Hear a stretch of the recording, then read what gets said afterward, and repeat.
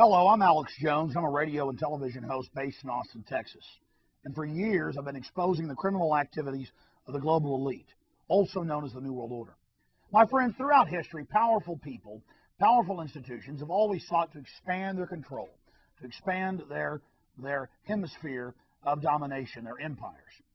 And they've always used terrorism, that is the threat of the outside enemy, as a pretext to get their population behind a war, or behind giving up their liberties, behind giving up their freedoms, as a way to, get behind the mother government, behind the homeland, to sacrifice. And Americans are no different. We've been manipulated many, many, many times. So now we're going to look at a few of the older examples and some of the newer examples of this, and then we'll cover what really happened on September 11th and who stands to gain. And I would challenge all of you out there to research the information you're about to see, because it's all true. It's all documented. In fact, in this film, we explore about 10% of the information. There is so much information out there, folks, so many documented red flag, smoking gun incidences where the government carried out September 11th and other terrorist attacks that I have rooms full of documents, transcripts, news articles that are all mainstream. In fact, the government never denies any of this stuff. They just put a spin on it that, oh, it's an accident, we screwed up. Well, you're going to see today the globalists didn't screw up. They carried out these attacks.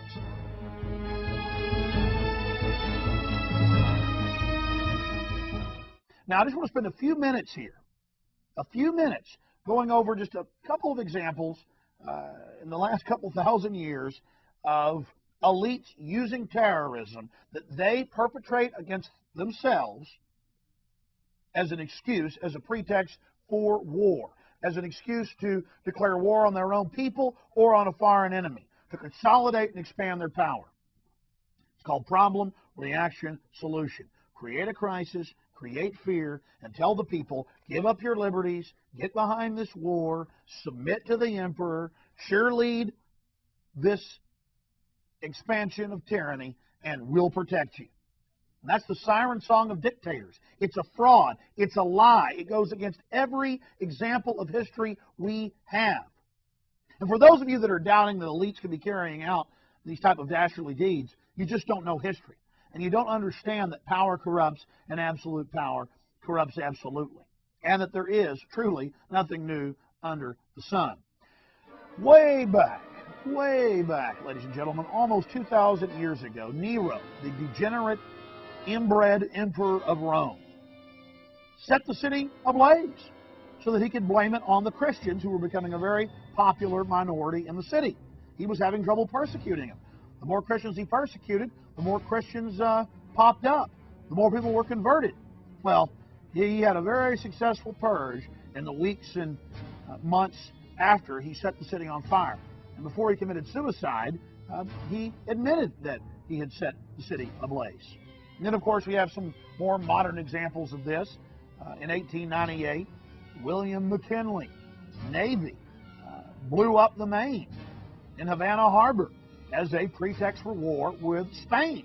And the United States expanded its control and grabbed dozens of islands, coaling stations in the Pacific. And now you read the history books and declassified documents, U.S. government documents, they admit that the U.S. government blew up its own ship and blamed it on the Spanish.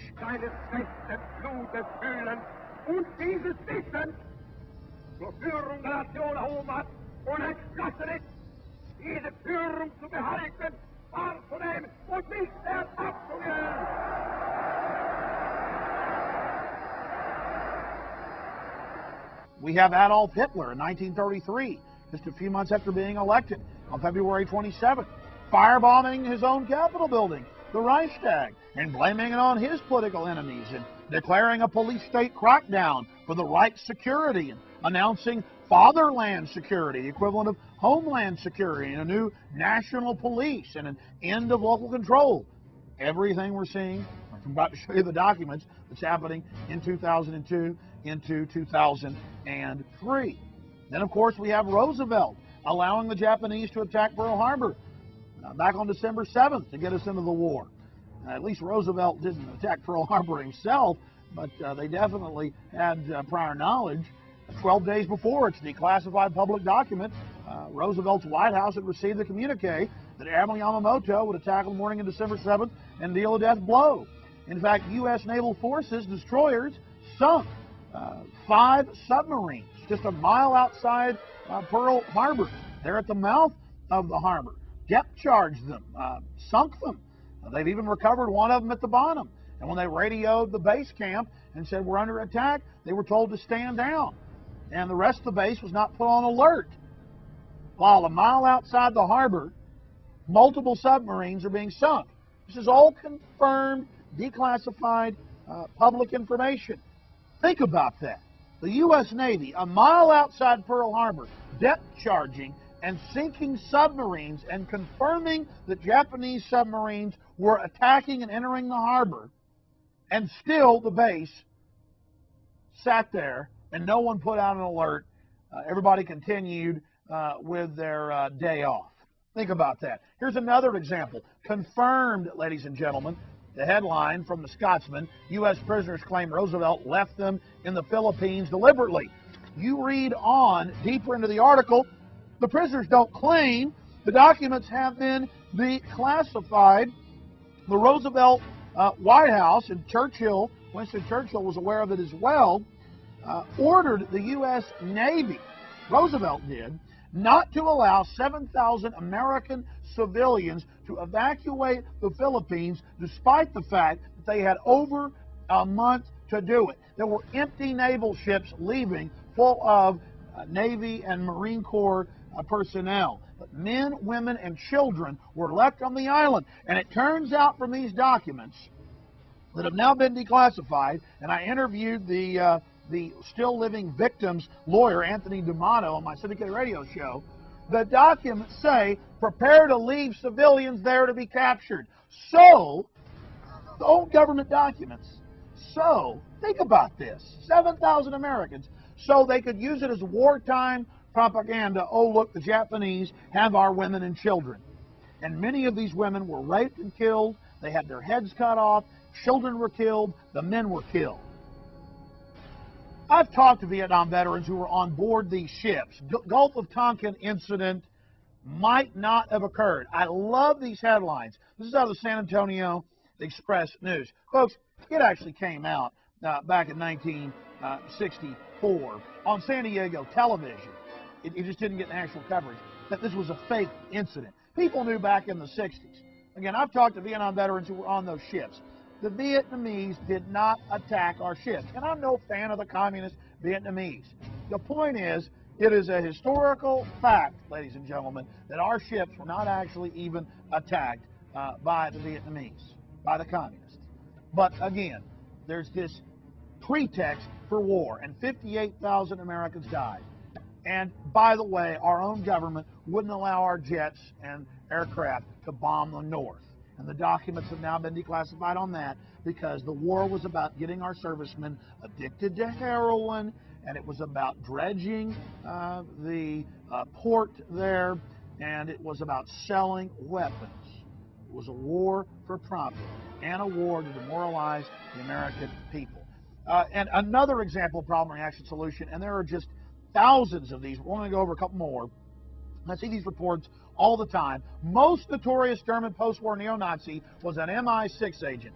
That's the MI6 is the equivalent of the British CIA. They're outward-focused intelligence agencies. And the most notorious neo-Nazi who almost got Nazis elected in the late 1960s was an MI6 agent. And just a few weeks ago, I saw other reports, the modern neo-Nazi leaders out there promoting and creating all of this to destabilize Germany, so the government has an excuse to come in with more police state to deal with this problem, and an excuse to attack their free speech and to get rid of average Germans' free speech on other issues. They're now using the threat of the neo-Nazis, and every time I look into it, every leader of these groups, even in this country, they caught the FBI Cretan Klan groups back in 1998 trying to get them to blow up a chemical plant in Fort Worth, Texas. They won a bum steer award in Texas Monthly Magazine. The FBI did, which is a huge insult. for criminally creating a Klan group. It's the same thing. They create the crisis, they create the threat or the perceived threat to scare you into submission. Most notorious German post-war neo-Nazi was an MI6 agent. What more do you need? Here's another one. This is the Associated Press. Germany intercepts Israeli arms bound for Iran. So the Israelis have been caught selling nuclear weapons components, cruise missile parts, F-16s, radar, everything, to the Iranians, who are not friends, folks, but they don't care. See, World War III will only expand the globalists and their power. Another article on that, this from the Associated Press. Germany intercepts Israeli arms bound for Iran. Disgusting, ladies and gentlemen. And if you're doubting the government will do evil things to you, think about all the things they've done. This is not our republic, folks. This is not our legitimate government. Our government has been hijacked. Virginia governor apologizes for eugenics law. What did the government do? United Press International. This is just one state with tens of thousands of people being sterilized from 1924 to 1979. If you came from a single-parent home and they'd under a B+, they would send by men in white lab coats with the police with no warrant, no conviction, no jury, no probable, no nothing, folks. This is the tyranny. This is how long our rights have been violated. It's always some new evil. We get rid of slavery, 10 other evils pop up. They would take them women, mainly women, and sterilize them. Medical students would sterilize them. Hysterectomies, cutting out the uterus of these young girls. Black, white, Hispanic, didn't matter. And then we exposed that evil. It was going on nationwide, the hundreds of thousands, tens of thousands, just in Virginia alone, and in all 50 states, right up until 1970, 1979. Brutal stuff. Castrating men, you name it. Margaret Sanger, this big liberal, gave awards to Hitler, got awards from Hitler. How was that liberal? See, these are just terms that confuse you, folks. These folks are elitist command and controllers. They're despots. Don't let them confuse you with different phony political terms.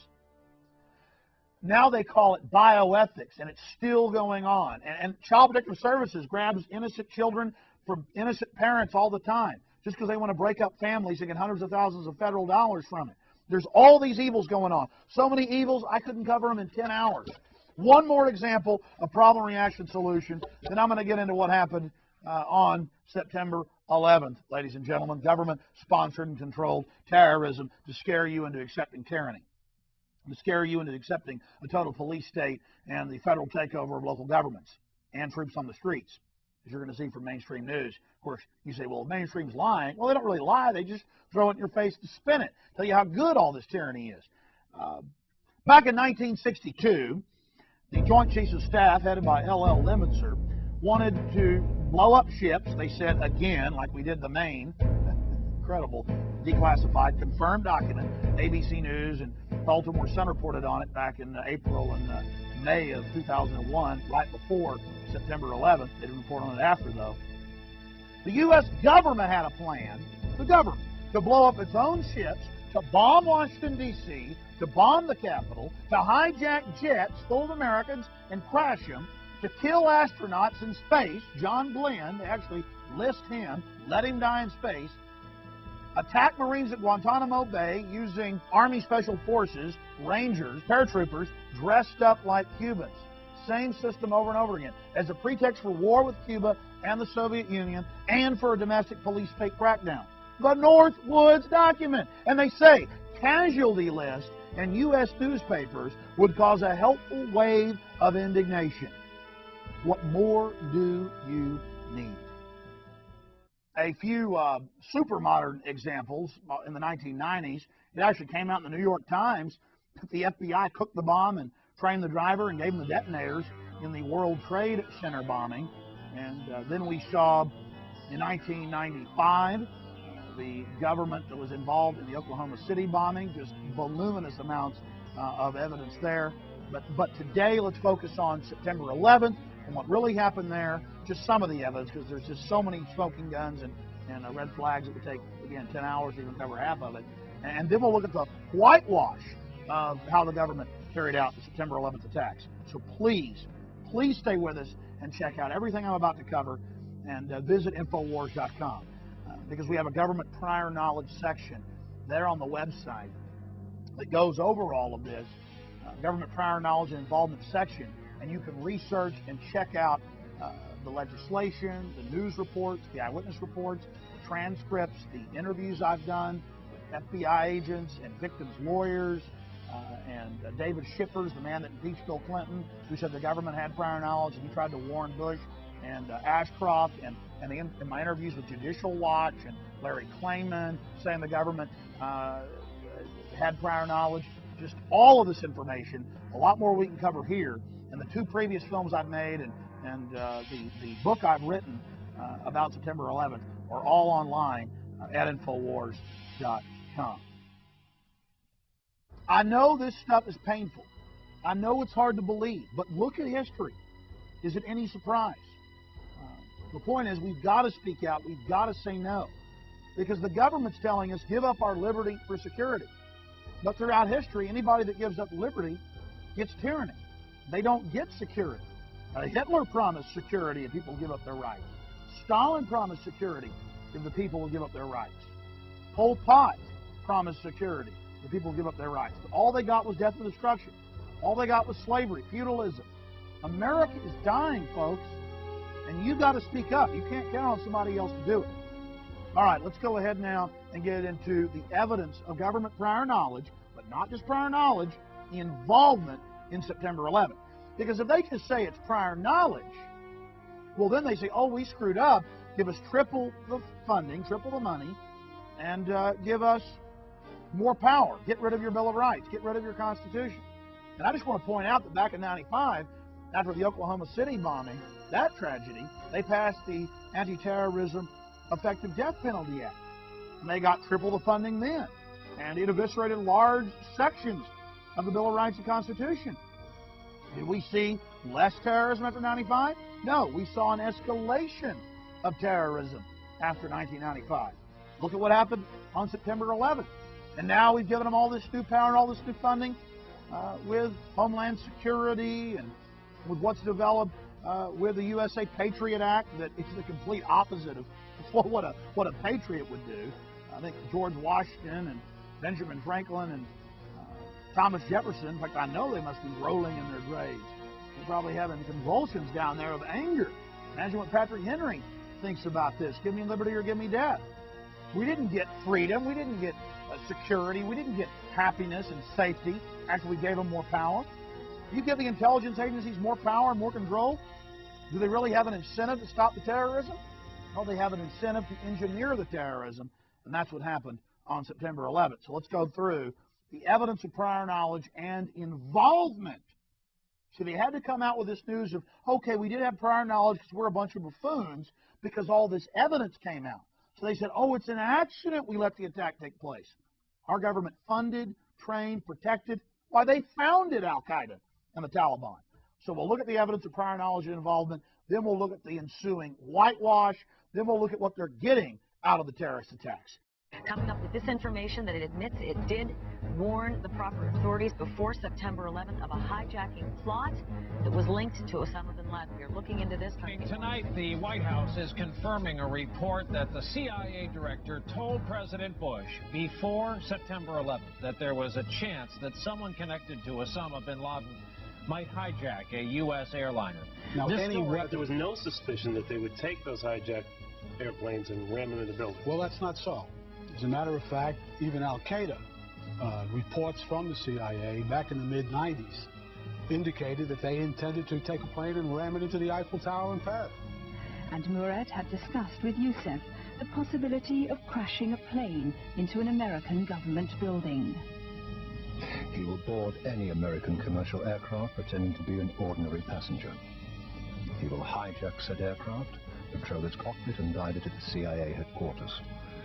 It is simply a suicidal mission that he is willing to execute. There is no question that the Intelligence Committee and the Congress and the administration had reason to suspect that hijackings were a possibility. I don't think anybody knew that it would possibly be used as a missile aimed into a high-rise building. The suspicious activity there, and the handwritten notes of at least one FBI agent indicated that they were speculating, they were brainstorming.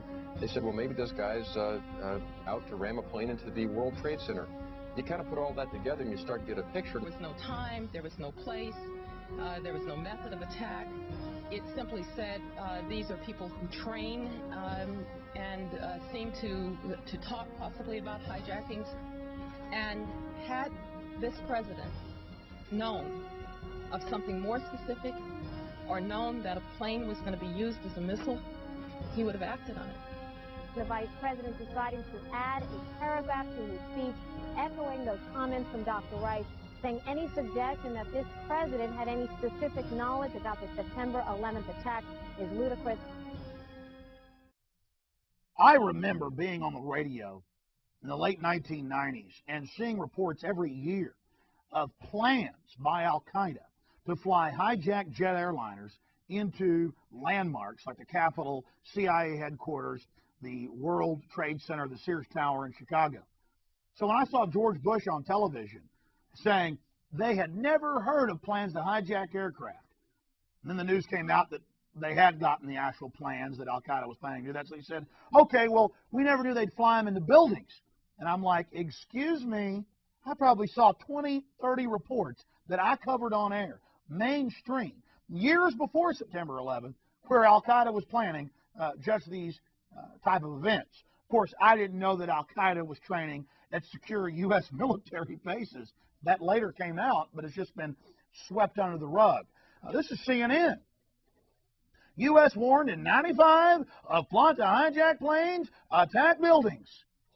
Why, even in the Genoa, Italy summit a year before September 11th, I remember they had anti-aircraft guns on top of their buildings there. And they said, oh, Al-Qaeda's got a plan to fly planes into buildings. They just arrested a couple of them, they said on the news, before September 11th, in Paris, with plans to fly to the Eiffel Tower. But here in America, we still have guns. We still have private property. We still have some sovereignty. And we're giving them a heck of a fight when it comes to defending this republic. People were standing up against Big Brother, so they had to carry this out. Here's another one. Fox News. U.S. knew of suicide hijack plan threat in 1995 from Ramzi Yousef, who was caught trying to carry out attacks in the Philippines on aircraft taking off, flying to the U.S. And I interviewed police and FBI agents who were involved in busting this guy before September 11th. And they said an attack on America was right around the corner. In fact, later, in a few minutes, we'll show you a clip of myself on my local TV show, just an average show, a little bit disheveled and working hard, just up there warning the people that the government was going to allow a terrorist attack and that they were going to use their CIA asset, Osama bin Laden. I went into even more detail on my radio show. I put out the phone numbers for the White House, for Congress. I said, call them. Don't let them use their assets to attack us as a pretext for control. Here's another one.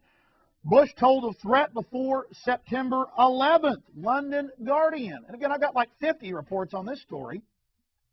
Bush told of threat before September 11th. But how many times did they tell you, after they knew all these reports were out, that they never heard of such a thing? They're lying to you. Here's another one. Associated Press. Bush warned of hijack threat before September 11th. What more do you need? Well, don't worry. There's a lot more coming up. Bush knew of hijack threat and did nothing. You're going to learn he actually signed a document ordering the FBI not to stop Al-Qaeda, threatening dozens of senior FBI agents from Arizona to Chicago to Minnesota to Florida to D.C. to Boston not to stop Al-Qaeda, not to stop no members of bin Laden's CIA organization. Oh, you doubt me? Go to the microfilm at your local library, type in Osama bin Laden, 1985. You'll see Wall Street Journal articles, Washington Post articles about how wonderful bin Laden is and how he loves the Bushes and how they vacation together. Oh, yeah, that came out in the FBI press conference, by the way, the Bushes, Judicial Watch press conference with FBI agents about how the Bushes like to vacation with bin Laden. And in particular, this Bush administration, who is as tight with Saudi Arabia as you can get. President's father used to stay with the bin Laden family when he would go to Saudi Arabia. But here it is, folks. Bush knew of hijack threat, CBS News. Hijackers trailed by CIA before attacks. You see, not only did they know the attack was coming and do nothing,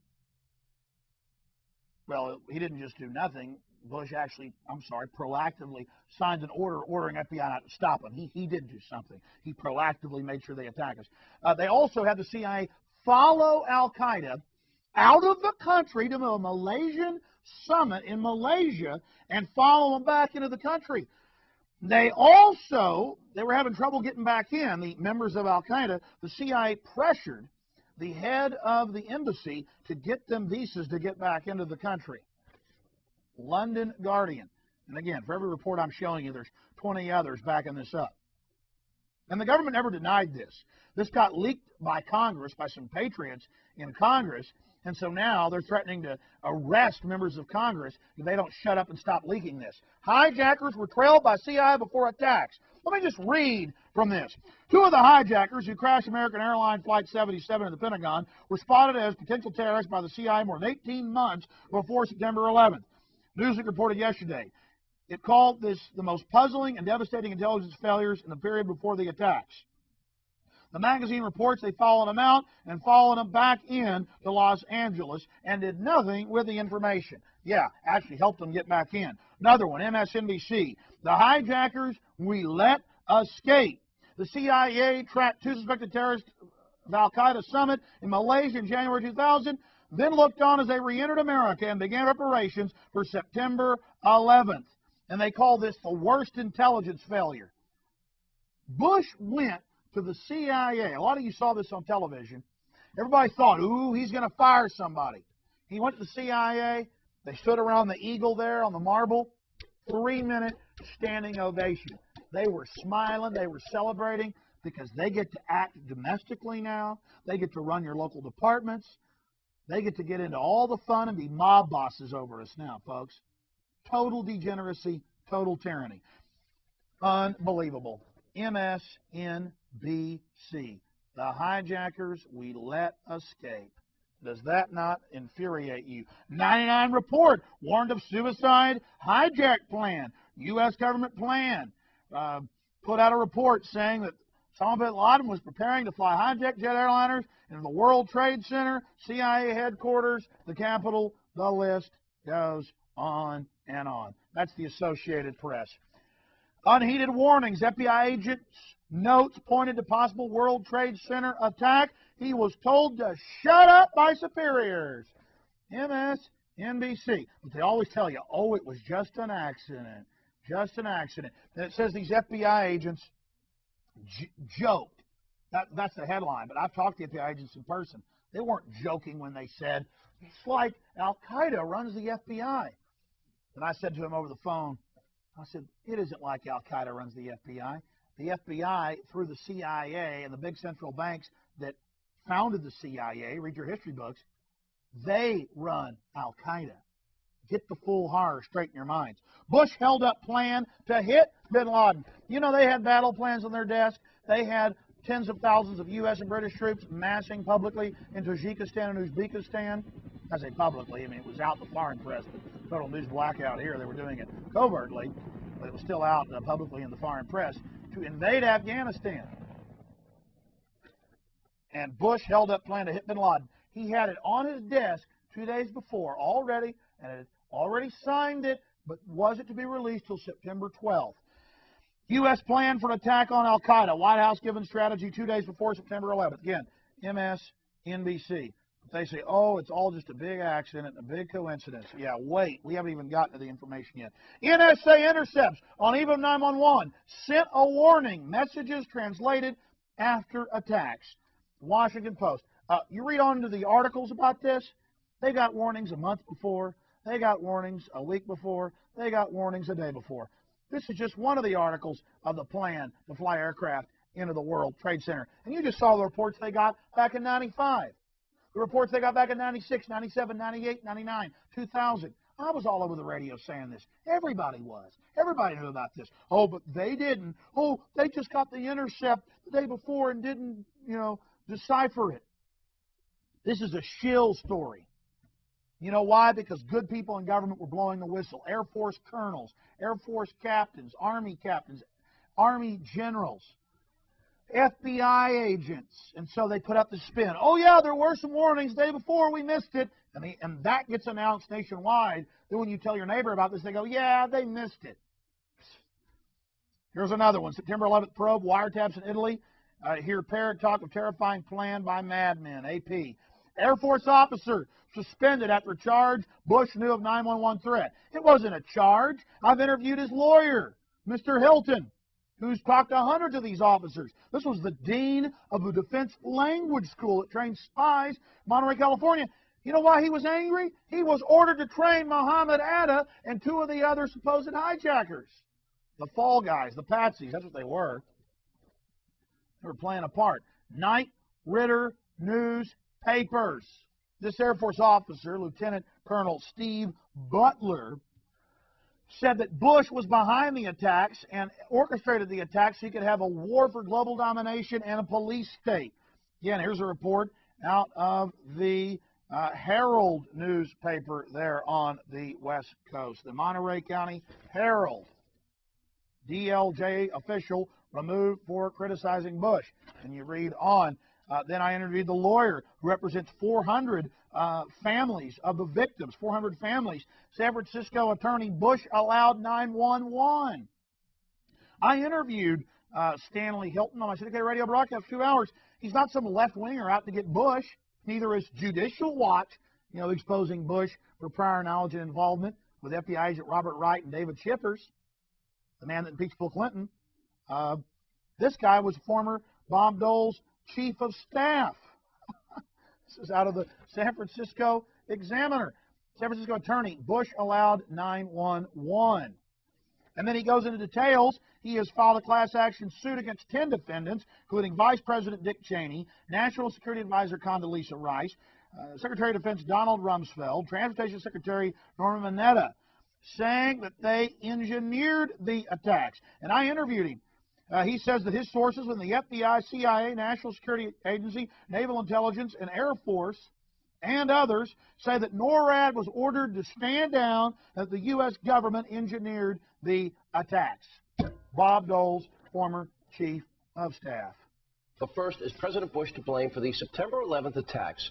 A $7 billion lawsuit filed recently in federal court alleges that the president, several other high-ranking administration officials allowed the terrorist attacks to happen. Joining us now is the lawyer who filed this ridiculous suit, is Stanley Hilton. You know something? You know what's so sinister, Mr. Hilton, in what you're doing here? There is no evidence. There's no evidence, no specifics, no times. The president never saw the two memorandum that you talk of. You got some conspiratorial kook that you have feeding you information that doesn't know the president, never gave it to him here. But we're at right now, this country's at war against terror. And it's a serious war, and people's lives are in jeopardy. And you're distracting the president, you're distracting the White House, you're distracting the country for your own selfish grandizement in this particular case. It's a disgrace what you're doing. You ought to be ashamed of yourself. You have no evidence, and you ought to pull it back. That's what you ought to do if you're a good American. Well, that sounds to me like something that Adolf Hitler's regime, when the Reichstag burned in 1933. Give me a break. That's so ridiculous. Now, how do you know? Ashamed of yourself. How do you know I have no evidence? Your five and dime license that you got to practice law. Because what you're doing is hurting the country. I don't know why you folks are so afraid of facing the facts. How do you know he's not guilty? We were afraid. We wouldn't have put you on. Mr. Hilton, you ought to be ashamed of yourself. The nation's at war. I think I should be proud of myself. The nation's at war. You give lawyers a bad name with this frivolous, superfluous suit. Who is the enemy? You want to depose the president with you have no evidence. It's a disgrace. We're at war. Well, you ought to be a patriot. You ought to back up your country, and you ought to be ashamed of yourself. I am a patriot. I'm defending the Constitution of the United States, something that Bush and others don't want to do. They want to tear this Constitution to pieces because they claim they're defending something. We got to move on. We're going to go from one ridiculous story to the next. My friends, I could spend an hour on each one of these reports, these confirmed reports. No one is refuting this. Every time the government gets caught, they say it's an accident. How is this an accident? This is from the Associated Press.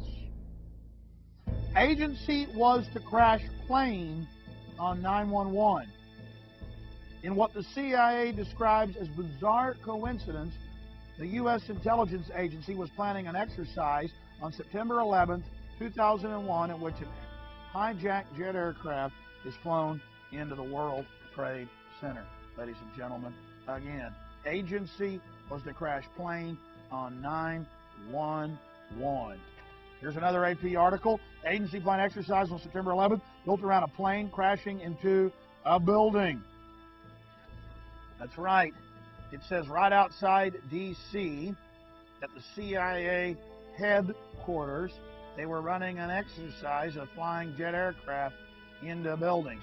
And I talked to Professor Tex Mars, Space and Aeronautics professor, former Air Force officer, who's a UT professor, retired now, and he agreed with me. In fact, I called him to see if he agreed, and I said, we know that there are these hundreds of Air Force officers and NORAD and CIA and other folks like the Air Force colonel that are aware that the government was guiding in the aircraft. NORAD was involved. They just had these Arabs to be seen at the scenes, you know, at the airports as patsies, as fall guys, and had trained them at U.S. military bases. So, now that all these Air Force and Army intelligence and the CIA people are angry, who were compartmentalized and go, wait a minute, why were they running so-called simulations of planes crashing into buildings on September 11th? And you know, why did our government send money to the Taliban and Al-Qaeda? And, you know, why did all these government officials get warnings not to fly? That's coming up. Why was Bush on Cipro, the anthrax-fighting antibiotic? They had gotten leaks of how the government was actually guiding the aircraft into the buildings, which is old remote control technology that's a standard on a lot of these Boeing aircraft now. And that's all confirmed. How do you then cover things up where if somebody in the Air Force or the Army blows the whistle on this, then they're discredited because the government's gotten out ahead of the story, leaked it itself with their spin on it. And that's not just our opinion. It's clear. We had all these military officers and CIA people leaking, dozens of them, FBI agents and others, going public, this Air Force colonel going public, saying that this was the fact. But that was getting small, you know, small levels of press around the country. And then this big press story, oh yeah, we were running a simulation, guys. You were just confused. That's what you saw. It was just a drill. It's the same MO over and over again. You know, oh, the terrorists attacked us. We had prior knowledge because we're idiots. Oh, yeah, we were running a simulation there at headquarters of planes flying into the Pentagon and World Trade Center, but that was just a simulation that morning, guys. And we're supposed to buy that. Millions of Americans have been asking a very important question. Remember back in 1999, Payne Stewart, the famous golfer, his jet got off course just for 21 minutes and was already surrounded by F-16 jet aircraft in 21 minutes. But a year or two later, in September 11th, they had 70-plus minutes to get jets scrambled, and they didn't do a thing. Simultaneously, within 2 minutes of each other, 4 jet aircraft in the same area of the country turned off their transponders. That is an emergency happening at any time of the year when even one jet does it. But instead, 4 jets turn off their transponders almost simultaneously, and nothing is done. At least that's what the FAA and NORAD claim. We know that the FBI, Defense Intelligence, have gone in and grabbed all of those control tower tapes. So we need to ask this important question. We need to get answers. Why was NORAD and the FAA ordered to stand down? Because that's the information we're getting from top-level military officers. Andrews Air Force Base is only 10 miles from the Pentagon. Air defense around Washington is provided mainly by fighter planes from Andrews Air Force Base in Maryland near the District of Columbia border. The D.C. Air National Guard is also based there and equipped with F-16 fighter planes. In a blatant reversal of standard operating procedure, the Air Force, via willful negligence, is given stand-down orders not to intercept Flight 77, which will subsequently hit the Pentagon. This is all reported in mainstream news, but no one puts the pieces together. No one connects the dots of what's latent criminal activity. Flight 77 is known by NORAD to have been hijacked by 8:50 a.m., yet it is still a full 48 minutes until any jet fighters are scrambled as 2 leave Langley Air Force Base just 2 minutes before Flight 77 hits the Pentagon at 9:40 a.m. Andrews Air Force Base has 2 combat-ready squadrons which would have intercepted Flight 77 had they been allowed to leave upon confirmation of its hijacking. It is standard operating procedure to intercept all air traffic that fails to respond to radio calls immediately. Of course, we just talked about the fact that that was the case with the golfer Payne Stewart's chartered Learjet that crashed in October of '99. F-16 fighter jets, without the need of the presidential mandate, and intercepted the aircraft within 21 minutes. This represents willful, coordinated negligence between the FAA, NORAD, and the Pentagon, who also track all aircraft. And President Bush, who, as this was unfolding, was reading a book about a pet goat to a group of school children. Treason, ladies and gentlemen, treason. In Oklahoma City, the governor, Frank Keating's brother, wrote a book called The Final Jihad. It was published about 1.5 years, 2 years before the Oklahoma City bombing, where Tom McVeigh bombs the Oklahoma City building. And then on top of that, as if that isn't enough, he dedicates the book to the Knights of the Secret Circle. Now, that's what Albert Pike, the founder of the Klan, called the Illuminati. That's what Aleister Crowley called it. That's what the Illuminati, a public group, their books are public. A lot of their members are secret, presidents and others. Now, this sounds bizarre, but it's just a fact.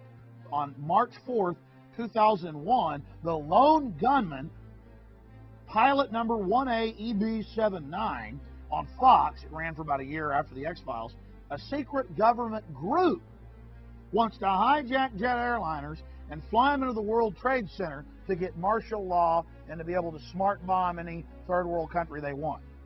This is out on Fox months before. And again, it's not a coincidence. You got the CIA running these so-called drills, flying planes into buildings. By the way, back in November of 2000, the District of Columbia Military Defense Forces, the group that protects the Pentagon, ran a drill where a hijacked jet airliner is flown into the Pentagon. And remember, Bush and everybody else said, we'd never heard of a plan to fly planes into buildings when we got this hijacker alert, because it got leaked out of Congress that the president had these briefings that he won't declassify. So there's plans to fly planes into buildings. So Bush tried to spin it and lied. But it's obvious the Pentagon was running drills, Pentagon Protective Services, where planes are flying in out of the building, hijacked jet airliners. So it's just amazing. Also, what was happening on September 11th? The founder of the Taliban and Al-Qaeda, the man in the 80s who was still running Pakistani intelligence that publicly runs Afghanistan, Pakistani chief and spy general Masood Ahmad wired $100,000 to Muhammad Atta, the lead hijacker. Source, Washington Post, New York Times, you name it. They say this is all coincidental, of course. He wires $100,000 to Muhammad Atta, who at the time is training at the Pensacola Naval Air Base on large jet aircraft, on refueling planes. Now again, were they really on board the aircraft? We don't know.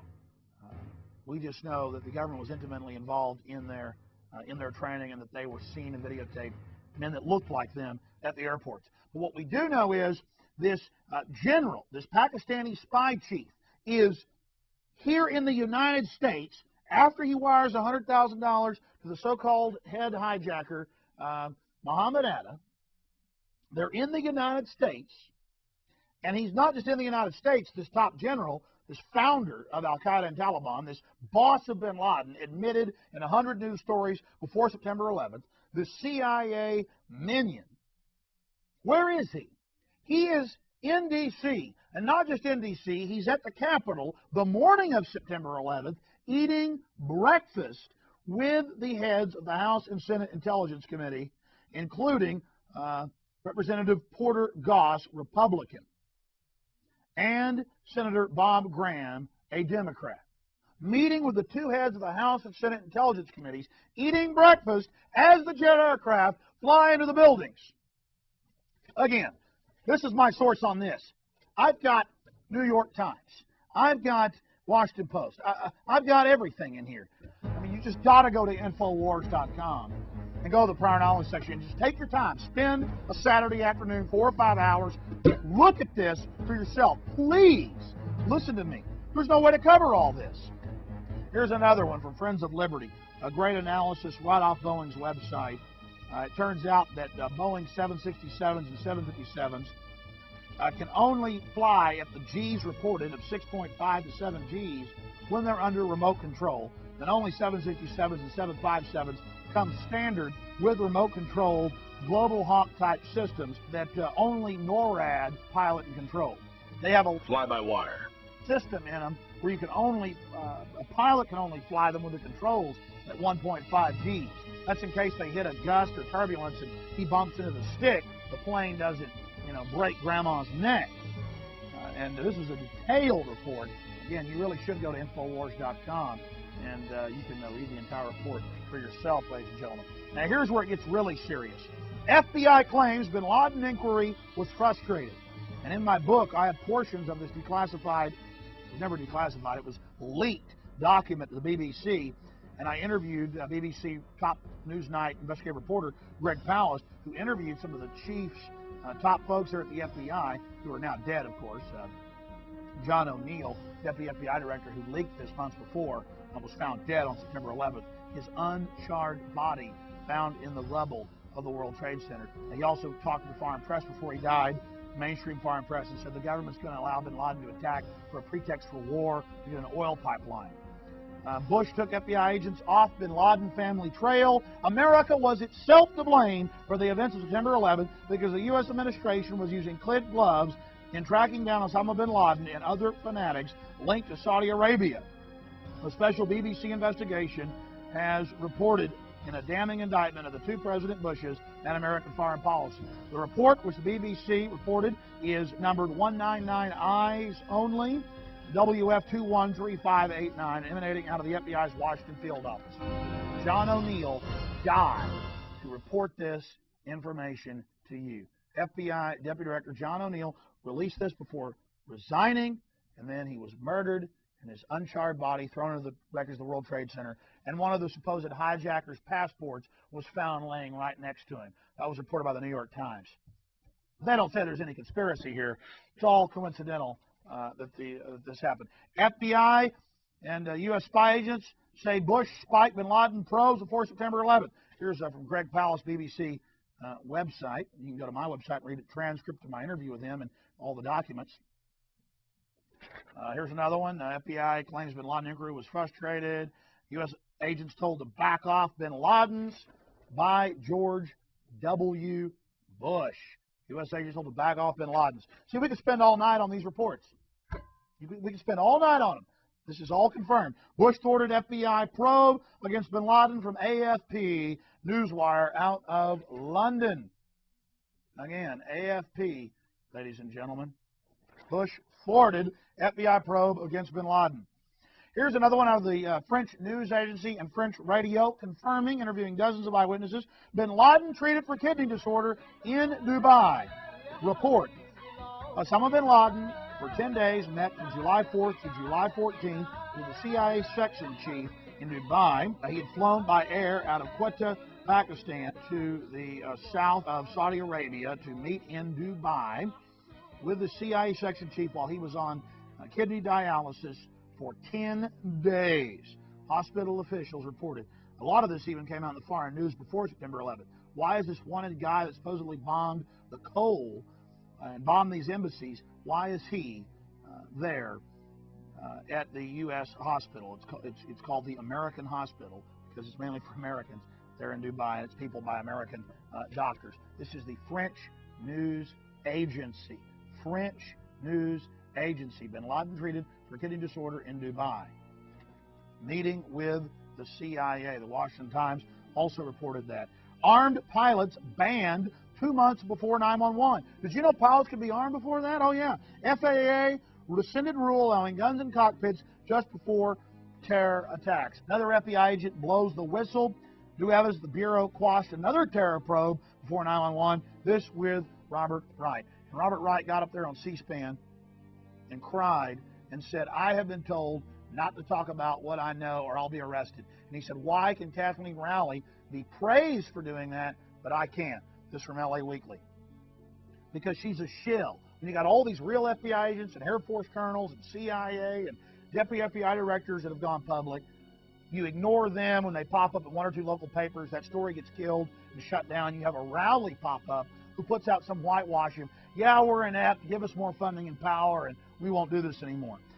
Here's a report out of American Free Press. Come fly with me. It was also reported in the Detroit Press and New York Times and Newsweek. But they reported it first. A Saudi flying instructor who died mysteriously on May 8th had the same name as two 911 hijackers who lived at the same U.S. Naval Air Base. Remember 911 supposed hijacker Saeed Al-Hamidi? Remember him?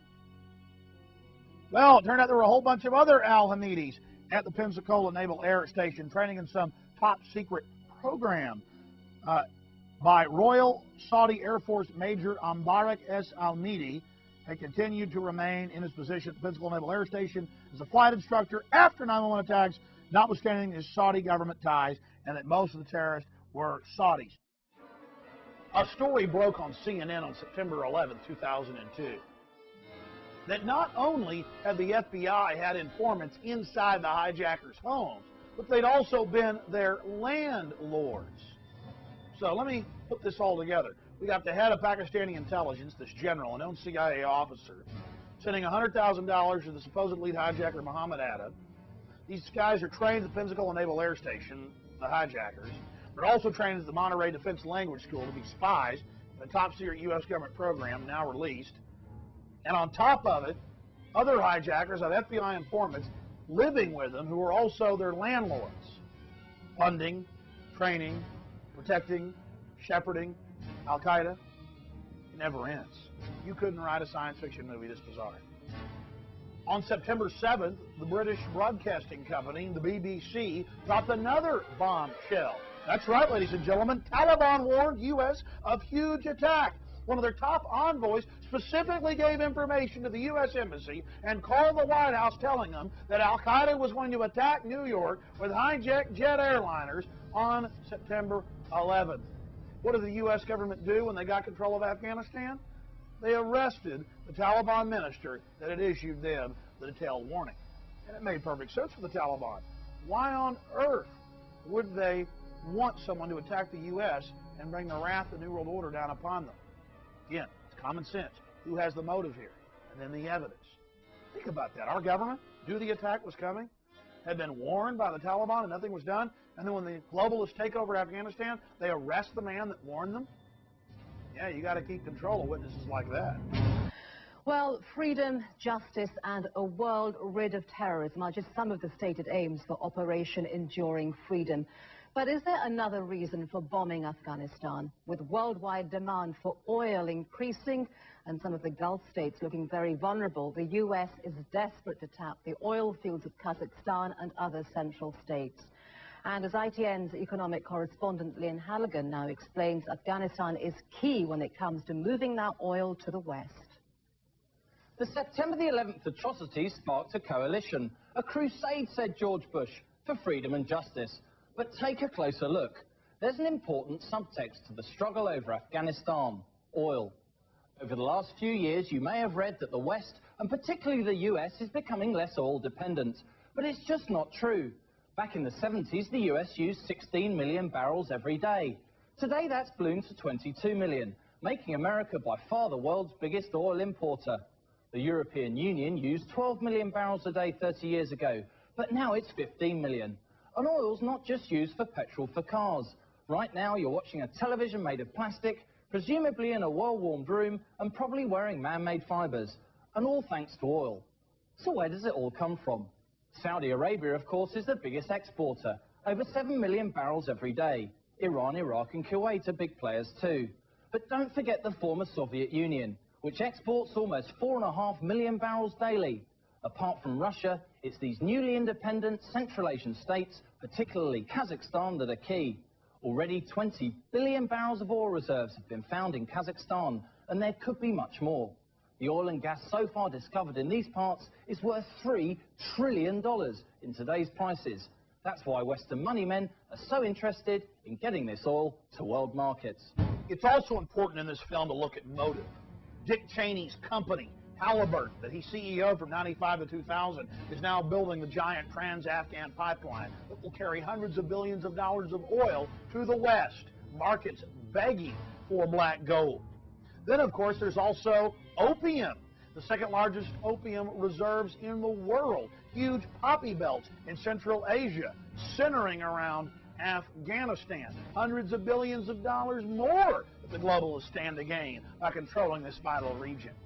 But it's not just about oil and opium. It's about being able to attack any country by simply claiming that they are harboring terrorists. This is the pretext empire needs to invade dozens of lands. In fact, the White House has told us this war won't last decades, it won't last generations, it will last hundreds of years. They've said that on the record. But that's just internationally, oil, opium, war. It's also internationally about selling weapons. The Carlyle Group and the Bushes. In fact, that's why on September 11th, while all other air traffic was grounded, the bin Laden family was flying out via their private jets from Boston and Miami because they're intimate business partners with George W. Bush and his CIA director father. By the way, the Carlyle Group's gone from the number 5th largest defense contractor in the world to the largest defense contractor in the world in only a matter of months after September 11th. But if that isn't enough motive for you, weapons, oil, opium, being able to start these wars, to sell the weapons, if that isn't enough for you, let's look at the domestic reasons. A massive police state crackdown, a cashless society control grid, Homeland Security taking control of the states and annihilating the 10th Amendment. The president was in Florida when word of the attacks first broke. Reading with a group of elementary students, Mr. Bush was stopped cold when his chief of staff delivered the news. One of the most compelling images that Americans have ingrained and printed on their minds from September 11th in 2001 was President Bush giving the little goat story to the elementary school students in Florida. Andrew Card, his chief of staff, walks in, tells him the president looks grave, and then we were told in the news that that's when the president first learned that anything was amiss. Later, at a press dinner, Bush told the news media that, oh, indeed, he had seen the first building struck by the aircraft, that he saw the first aircraft actually strike the building. People said, well, how could that be? For the first few weeks, that video was not even known to exist. And we'd heard that he didn't hear about it until the second building had been hit. In fact, that's what they told us. The White House press secretary had reported that. Well, then suddenly it got leaked that there were photos of the president watching the first building on fire before the second aircraft hit. When that got published in the Times of London, suddenly they changed the story yet again that, oh yes, they really had seen the first building smoking. The point is, why would they lie about that? Why would they claim that he first learned from Andrew Card while reading the little goat story to the school children, then change it back again and go back again and go back again? Endless lying, endless deception. What we know is this. This is the fact. That was a staged event with President Bush supposedly learning of the tragic events of September 11th while reading the story to the elementary students. That way you could already be tuned in to the tragedy and you could see the president learn of it after you knew. It was a great moment of bonding with you and our new hereditary dictator, King George II. A Trade Center warning baffles police. Now, I remember hearing that the schools were half empty nearby at the World Trade Center. The building was 2/3 empty for the capacity. Normally that time of morning there were 30,000 people in the building. By afternoon, 50,000. There were only 3,000, and 500 of those were firefighters and valiant police. There have been hundreds of reports, confirmed reports, that people were worn out to go to work that day. The building was almost completely empty, and it should have been half full at that time of day. So Newsweek and MSNBC tried to go out and disprove that. And the headline is, Trade Center Warning Baffles Police. An urban myth turns out to be true, but what does it mean? Right here. I went to Brooklyn this week in search of an urban myth about the World Trade Center attacks. What I came back with was no longer a myth. It was cold, chilling fact. People have been warned not to go to work again. Here's another one. This is the Times of London, September 27th, bin Laden's trail. The author Salman Rushdie was warned, and they called the FAA, the Times of London did, was warned the month before and banned from flying commercially for the month of September for his safety, because there's a fatwa, a hit out on him, a contract is out on him publicly from Iran. Times of London, September 27th, Salman Rushdie told not to fly. Times of London. Now here's another one. Instant messages to Israel warned of World Trade Center attack. See, that's not a rumor. The Israeli firm Odago confirmed today that their employees received text messages warning hours before to get out of the buildings that they were going to be destroyed. Young children told police and their teachers a week before, those buildings will be knocked down next week. Again, I was on television saying that bin Laden's a CIA asset, looks like he'll attack New York. Saying, call Washington, tell them to call off the attack. Hello, ladies and gentlemen. I'm so glad that you could join us today for this Wednesday, July 25th, 2001 broadcast. Tyranny is enveloping the globe, and the United States is a shining jewel the globalists want to bring down, and they will use terrorism as the pretext to get it done. So that's coming up in the second half of the show. Very important information. I'm going to put the call out that you call the White House and tell them, look, we've seen the news stories that you've wanted to blow things up, that you have blown things up, and that you're saying that 4 million of us are going to die and we need martial law and the Associated Press, at one of your little drills you had, and that we're aware of who the terrorists are if you pull this. This can stop this Hitlerian Reichstag event. I want to put the toll-free number up for Congress. And I won't want you to believe Alex Jones. I want you to go get these news stories off my website. I want you to call these major newspapers. I want you to find out these statements were true by the White House about preparing for martial law. And I want you to let them know that if there is any terrorism, we know who to blame. The point is, if any terrorism comes, it's from this government. And if there was an outside threat like a bin Laden, who was a known CIA asset in the 80s, running the Mujahideen war, and whose family builds all the military bases over in Saudi Arabia right now, and sits on the board of Iridium Satellite. He's the boogeyman they need in this Orwellian phony system. I want the White House numbers up there now. A big part of this solution, after you research all the government terrorism and check out what I'm saying is true, call the White House and tell them, we know the government's planning terrorism. We know Oklahoma City and World Trade Center was terrorism. We know the Joint Chiefs of Staff wanted to blow up airliners, Baltimore Sun. If you do it, we're going to blame you because we know who's up to it. Or if you let some terrorist group do it, like the World Trade Center, we know who to blame. And you could save the planet. I'm calling it Operation Expose the Government Terrorist. Willie Brown got low-key early warning about air travel. San Francisco Chronicle, September 12th. Low-key says the FAA called him the day before and told him don't fly to New York for your safety. In July, the Attorney General John Ashcroft quit flying commercial and cited terrorist threats. Some got warning, don't go downtown on September 11th. Confirmed.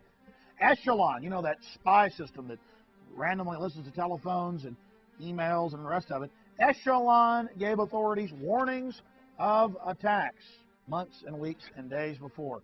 Another one, the Journal News out of New York. Police. Students spoke of attacks before September 11th. Authorities are tracking numerous leads. Some people, including members of the Arab community, heard rumors of a terrorist attack on New York and Washington the days leading up to the hijackings, law enforcement sources said. And it says they gave descriptions. Do you see those two buildings? They won't be standing there next week. I mean, small children in English class told their teachers. Journal News of New York. The Germans warned us. German police confirm Iranian deportee phoned warnings weeks before saying Al-Qaeda was going to attack New York. German police confirm Iranian deportee phoned warnings. Unexplained 911 explosion at WTC complex. What is this report? The government has claimed national security on the dispatch tapes, the recorded tapes of firefighters, senior firefighters with firefighting engineering degrees on the 76th to 79th up into the 84th floor, saying that there were small fires, the fires were contained, the metal was not melting even in the hottest area of the fires, and that bombs, their last words were that bombs were going off. People said the government couldn't carry out a September 11th attack. It's too big, they'd get caught. They did get caught. They're just counting on you to be dumb and to go along with it. This is the dominant spin.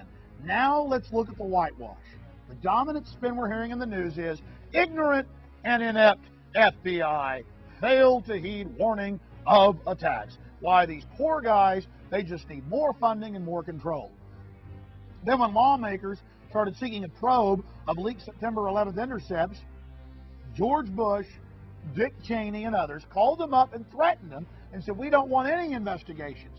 If there's any attacks, we will say that you hindered us by these investigations. And I remember them saying it all over the news. I'm sure you've heard them as well, but here's just one of the articles that from Reuters. Again, USA Today. Secure often means secret post 911 government, stingy with information. It talks about local agencies, counties, cities, federal. They're all going secret. It's their perfect excuse to not give you any information on any subject. Government's digging in against the American people, declaring itself the owners of the population. This from USA Today as well. Government going secret, just like in Russia, just like in Nazi Germany. And we saw reports, Graham, 911 study hindered. Yeah, Graham, don't try to be a whistleblower, a shill distracting us. We know you met with the founder and funder of Taliban and Al-Qaeda, the ISI Pakistani general on September 11th, okay? But Graham put out reports like this. Oh, yes, our study's being hindered by the White House, the St. Petersburg Times out of Florida reported. Another one, LA Times. Inquiry of intelligence failures hits obstacles. CIA and Justice Department blocking Congress, even threatening people not to investigate. What do they have to hide? And now in late 2002, things really heated up. 911 inquiry delayed as staff chief is ousted in CIA dispute. The CIA whitewasher, inspector they put over it, was refusing to release anything and threatening people. And who's running this investigation? Again, Porter Goss, one of the intelligence chairmen, Senator Graham from Florida, the two that met with the head of Pakistani intelligence as the aircraft were flying into the buildings, the guy that wired $100,000 to Muhammad Atta. We got Barbara Boxer, the gun-grabbing socialist, and Jay Rockefeller from West Virginia. I mean, what a crowd of whitewashers. Now we have good members of the House and Senate that have leaked the fact that the NSA got warnings, specific warnings, that the White House knew of plans by Al-Qaeda to fly jet airliners in the buildings, that bin Laden was in the U.S. hospital right before the attacks, that Bush was on Cipro, the anthrax-fighting antibiotic, on September 10th with his cabinet, 4 weeks before anthrax popped up in Boca Raton, Florida. All this stuff is getting leaked and getting discussed and getting talked about by staffers and members of the House and Senate. And all this intelligence was sent to them by good FBI agents and good CIA people. I've been told by people very high up in Congress that they've got unbelievable smoking guns that even blow all this away. So now the White House is even threatening arrest, threatening lie detectors on senators and House members and their staffers if they leak anything else about September 11th. And the news frames it like, why, there's traitors in the House and Senate. They're releasing information that could let Al-Qaeda attack us again. Then you read on in the article, it concerns leaks of government prior knowledge and involvement. So the executives coming over to the legislative, bossing them around like a dictator, threatening people who have valiantly leaked information of government involvement in the attacks. This is from the Washington Post. Probe of Hill leaks on 911 is intensified. So think about it, folks. We have the CIA following Al-Qaeda out of the country and then making sure that the U.S. embassies gave them visas back in, and the House and Senate leaked this information. They leaked the fact that the NSA got warnings, specific warnings of attacks coming against the World Trade Center. And what does the government do? They go and threaten people in Congress with arrest and try to make them take lie detector tests so they can charge them with treason. The legislative is supposedly separate from the executive and just as powerful. But that's not happening. Now, under the name of protecting the homeland, people shouldn't leak that the executive ran the attacks. Think about that. I mean, you couldn't write a science fiction book. You couldn't write a novel. You couldn't write a spy thriller like this. People wouldn't believe it. And on top of this, what did Dick Cheney, what did George Bush, what did other CIA pumps and minions say on the news? They said publicly, if you frustrate us and divert us with congressional investigations of government prior knowledge and involvement, if you do this, you are ensuring another attack. Dick Cheney said it on Meet the Press. This is out of the London Guardian. Prepare for attack, Cheney tells U.S., perhaps nuclear. He said a bigger attack is a sure thing, not a question of if, but when. Think about that. He specifically said on television, if you continue to frustrate and divert us with these investigations of prior knowledge, you're ensuring an even larger attack. Folks, it took them 72 hours to even cover part of the information. I'm trying to do it here in this tour de force, this rambling rampage in 2 hours. But U.S. government officials, former officers, a U.S. Air Force officer, U.S. Air Force captain met and said the evidence is clear. The U.S. government carried out the attack. This is a mainstream national Portugal newspaper covering a 72-hour press conference. 72 hours to show the evidence. Just go to Infowars.com, look at the government prior knowledge section. I want you to see all of it. Throughout this film, I've been telling you to check out the information we're bringing forward. That's because it's only the tip of the iceberg, and I want you to know without a shadow of a doubt, the information we're bringing forward is documented. You and your family are under attack. World government controls America, and they engineered September 11th to get a police state agenda through. So stand up against them. Now let's go through this quick now. Taliban melt away before army sweep. London Guardian. What happened? Well, the commander of the biggest U.S. search for Taliban and al-Qaeda fugitives, Colonel James Huggins, commanding officer of the 3rd Brigade Task Force of the 82nd Airborne Division, said that every time they went into a village, people had been warned to escape. The Taliban and al-Qaeda, it was clear, had people on the inside warning them of when Special Forces Command was going to be sending an operation. In fact, I saw a story in the San Francisco Chronicle where a top Air Force general said, "What's going on here? We have top al-Qaeda on our sites 10 times. Their convoys, Mullah Omar and others. And every time we did, every time we requested authorization from the CIA to bomb, just like Vietnam, they wouldn't let them do it." That was because that was their operatives, their al-Qaeda, their Taliban, who were sent in to destabilize and to give the U.S. a pretext to move in and take control of the oil fields. And we have other evidence. 6,000 Taliban and al-Qaeda were flown out to safety as Kandahar fell, as the capital of Taliban and al-Qaeda operations fell.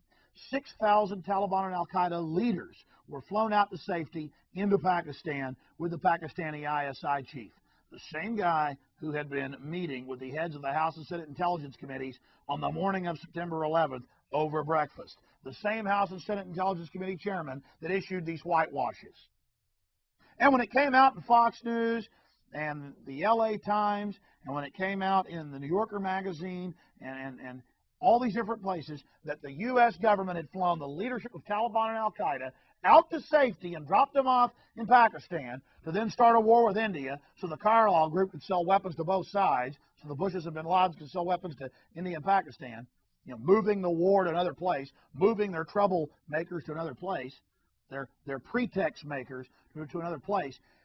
When that news came out, the media brought it out. The government didn't deny that they'd flown Taliban and al-Qaeda leaders out to safety as Kandahar fell on C-130s, U.S. government aircraft with U.S. pilots. They didn't deny that. You know what they said? They said, oh, it was an accident. Just like everything else was an accident we've covered. And you're saying, wait a minute, who are the people getting tortured at Camp X-Ray in Guantanamo Bay, or all the articles about how they fly these so-called terrorists to Egypt for torture by U.S. forces? Who are the people? It's theater, folks. They're goat herders. They're the frontline people. You heard about the Arabs in the lines behind, the little goat herders who would point guns at them and make them fight the U.S., make them fight the Northern Alliance? Those poor kids are the ones that got captured and put in these big trailers, who suffocated. 3,000 of them were massacred by U.S. and Northern Alliance communist troops. These are low-level goat herders, low-level privates, and they're getting flown all over the world to be tortured, and the media reports on it. They're just playing the part of the enemy, unwittingly, while the CIA operatives that got them to fight are living in the lap of luxury, sitting in hot tubs. It's disgusting, folks. L.A. Times, something I told you in my first film before this article came out. No leaders of Al-Qaeda found at Guantanamo. No leaders. They were all flown out by the U.S. government. Authorities accused the Lang WTC investigation. I already covered how the bombs were going off and how the firefighters reported 2 small fires up on the 76th to 84th floor. Their last words, bombs are going off. The government's declared national security on those tapes. Well, yeah, they better. And they claim national security, not on the flight recorders they say were damaged, but on the air traffic control tapes. They had 58 minutes to stop the second plane. They had 70-plus minutes to stop the Pentagon plane, but of course they didn't. Authorities accused of the Lang WTC investigation. New York Post. And who's accusing them? Engineers, fire scientist experts, victims' relatives, who yesterday marched around the White House. Mayor, September 11th records should be secret. Mayor Bloomberg, Associated Press. September 11th records should be secret. And what records is he talking about? Police dispatch tapes, firefighter dispatch tapes. Because they have been leaked now by good officers and good firefighters, confirmed, New York Daily Press and other reports, that bombs were going on. And the news has interviewed Lou Caccioli and other firefighters. The head of the firefighter union said that they were warned not to go to work that day and that bombs were going off.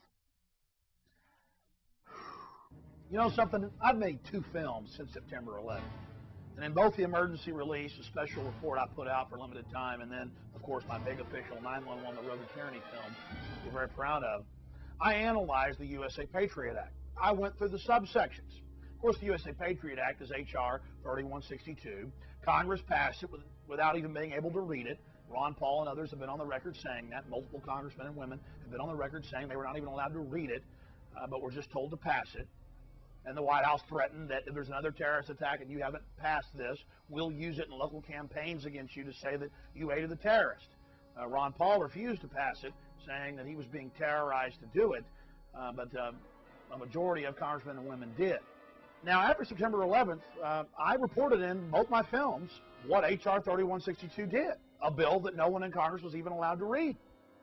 I went in after the passage, got a hold of it, looked at the subsections, where it said they'd have warrantless searches of your house, your business, they'd take whatever they wanted, including records, order you not to tell anyone that they were there, that American citizens, for any crime, any misdemeanor or felony, any violation of federal or state law, would not be able to have lawyers or face our accusers or even have a trial by jury, that we could be indefinitely held. And it clearly said that the new definition of terrorism was any action that endangered human life that violated federal or state law. That was Section 802 of the USA Patriot Act. Despite the fact that I had read the legislation, I was still stunned September 5th when the Associated Press mirrored my analysis of the USA Patriot Act. And I read from Newsday, from the Associated Press, overview of changes to legal rights. Some of the fundamental changes to Americans' legal rights by the Bush administration and the USA Patriot Act following the terror attacks. Freedom of association. Government may monitor religious or political institutions without suspecting criminal activity to assist terror investigations. Came out that Denver, Colorado, and many other cities have been doing this for decades. And it's not just so-called radical groups that are being spied on. It's the Kiwanis Club, the NRA. the most innocent groups you can imagine. Does that intimidate you, Americans? It should infuriate you to expose the terrorists that are keeping these lists on Americans. Freedom of information. Government has closed once public immigration hearings, has secretly detained hundreds of people without charges, and has encouraged bureaucrats to resist public records requests. Oh yeah, they're shutting down the Freedom of Information Act, you name it, on anything you can imagine. Freedom of speech. Government may prosecute librarians or keepers of any other records if they tell people the government subpoenaed information related to a terror investigation. Oh, it's more than just gag orders and subpoenas. Legislation clearly reads they can sneak and peek, break into your house, take whatever they want, and then order you to never tell anyone. Right to legal representation. Government may monitor federal, prison, jailhouse conversations between attorneys and clients and deny lawyers to Americans accused of crimes. Not terrorism, crimes. Because now crime has been defined as terrorism. You've seen the ads where they've equated the war on drugs with the war on terrorism. Freedom from unreasonable searches, the Fourth Amendment. Government may search and seize Americans' papers and effects without probable cause to assist terror investigations. Right to a speedy and public trial. Government may jail Americans indefinitely without a trial. Government may jail Americans indefinitely without a trial? Period. Not for terror, for anything. Not for foreigners, as Ashcroft said. He said, you're with the terrorists if you say we're taking American citizens' rights. And we're like, excuse me, we've read the legislation. It clearly states that. Oh no, those that talk about phantoms of lost liberty. You're only helping the terrorists. You will lose your liberty if you say this. It's an open threat. To those who scare peace-loving people with phantoms of lost liberty, my message is this. Your tactics only aid terrorists, for they erode our national unity and diminish our resolve. Charges of kangaroo courts and shredding the Constitution give new meaning to the term fog of war. Since lives and liberties depend on clarity, not obfuscation, and upon reason, not hyperbole, let me take this opportunity to be clear. My message to America this morning then is this. If you fit this definition of a terrorist, fear the United States, for you will lose your liberty. Right to liberty. Americans may be jailed without being charged or being able to confront witnesses against them. Oh, jail you without charges. Get rid of habeas corpus. And on top of that, don't let you face the witnesses brought against you. Absolutely incredible. Can you imagine things like this happening before September 11th? That was the only pretext they needed to promote implantable microchips, helicopters, face scanning cameras, national ID cards, FEMA camps.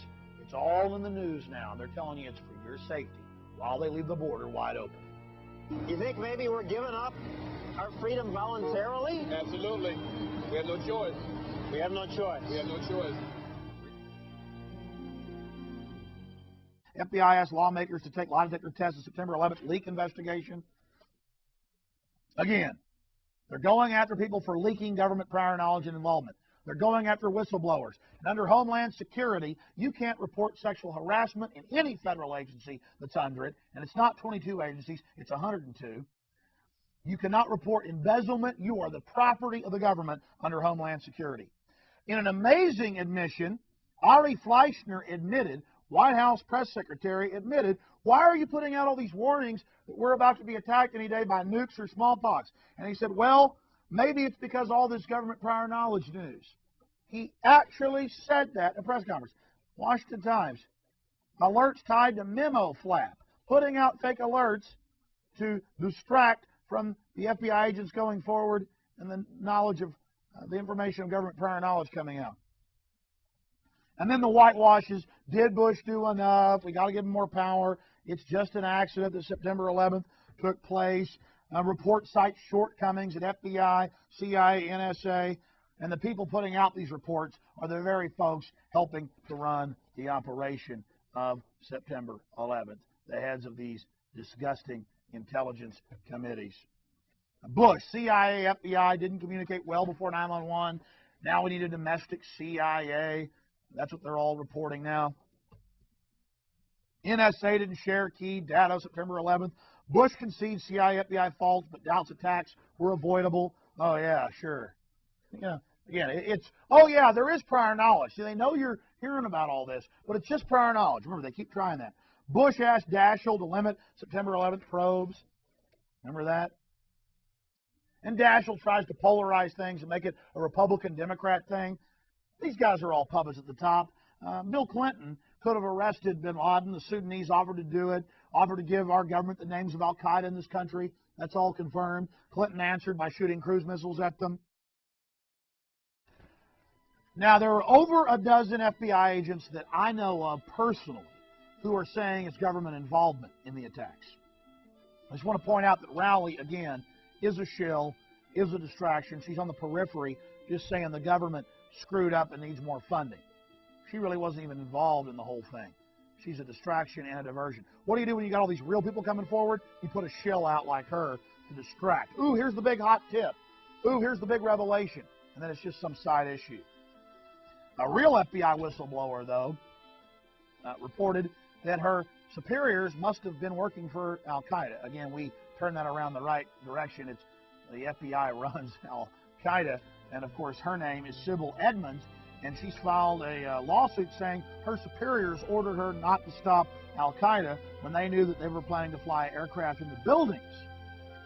And she's saying, why is the Justice Department and the FBI blocking her deposition of her superiors? Why are they protecting them? Because her superiors are following orders, honey. That's why. And who's involved in this whole 911 whitewash that they conducted? Not just people that were meeting with the spy chiefs involved in running the attack, but also the head of the September 11th probe allegedly obstructed Danforth's Waco inquiry. Former FBI counsel held onto papers and obstructed justice. I mean, what a collection of people. He was also involved in the Ruby Ridge cover-up.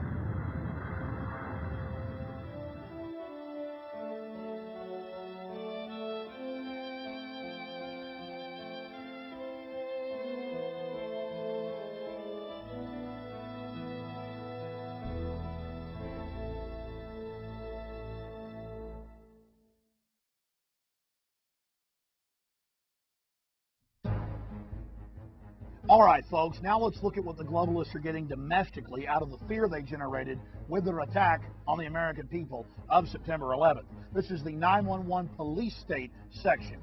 Homeland Security, the Department of Homeland Security. I have read the 24-page synopsis put out by the White House in June of 2002.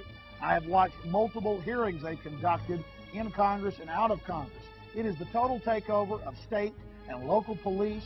It is the takeover of Child Protective Services. It is the takeover of the different gun control organizations. It is the takeover of private corporations. There's discussions of putting troops in factories. I mean, it's just total Nazi Germany, total Russia. That's what Homeland Security is. Check it out for yourself. And Bush has been terrorizing Congress to pass this, saying, pass it or you're going to cause more terror attacks, and then I'm going to blame you with these new terror attacks. Now, look, terrorists use terror to get a political outcome. Who's getting a police state? Who's getting control out of the attack? Bush warns Congress on Homeland bill. Billionaire predicts nuclear attack. Associated Press. Warren Buffett says a nuclear attack is a virtual certainty unless we give up our rights. Who are the terrorists here? Who are telling us to give our rights up? Ridge says terrorism is permanent. Get ready for more terrorism. Not a question of if but when. Americans will have to give their rights up. Meanwhile, they leave our borders wide open and do nothing to protect the American people. Who are the real terrorists? And then they announce the TIPS program that was set up years ago for gun confiscation and tattletaling and reporting those that are using CIA drugs. Washington Times. Planned Volunteer Informant Corps elicits 1984 fear. Your cable guy, your school teacher, your auto mechanic, all being your mailman, all to be spies. And by the way, when they announced this, there was a huge backlash. They claimed they were getting rid of it. They're liars. It's on the FEMA website right now. Millions of Americans tattletale spies. Good. We're standing up strong and telling them that they're the terrorists. U.S. planning to recruit 1 in 24 Americans as citizen spies, Sydney Morning Herald. I'm sorry, that was just in phase 1 in 2000. I've read right off FEMA's own website that runs this, folks. It is 1 in 10 Americans to be spies. That is double what the East German Stasi had. And you're thinking, well, at least we're not as bad as Russia. Here's the Moscow Times, where they train kids with AK-47s to be tax collectors and gun grabbers at a young age in the public schools. Well, now I've got reports they're turning the public schools into military training camps for gun confiscation. Today, they need a different sort of prodigy. Here's ABC's Mike Lee. 6:30 a.m. wake-up time. 139 children ages 10 to 14. This is no ordinary boarding school. Welcome to the Russian Tax Police Children's School. I came to this school to get a good education, says Andre, and to become a real man, to learn about self-defense and fist-fighting. There has never been a school like this, taking 11-year-old children and teaching them the finer points of collecting taxes, and teaching them to do this. These are their role models, Russia's rough and ready tax police. They knock on the door, you know it's time to pay your taxes. They wear black masks and are famous for beating up tax cheats in the Russian mafia. Their motto, we have guns and we know how to use them. At the tax police school, many of the children are orphans.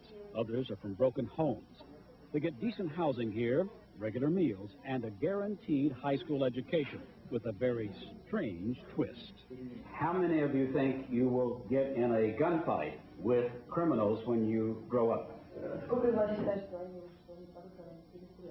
How many of you are afraid of doing that?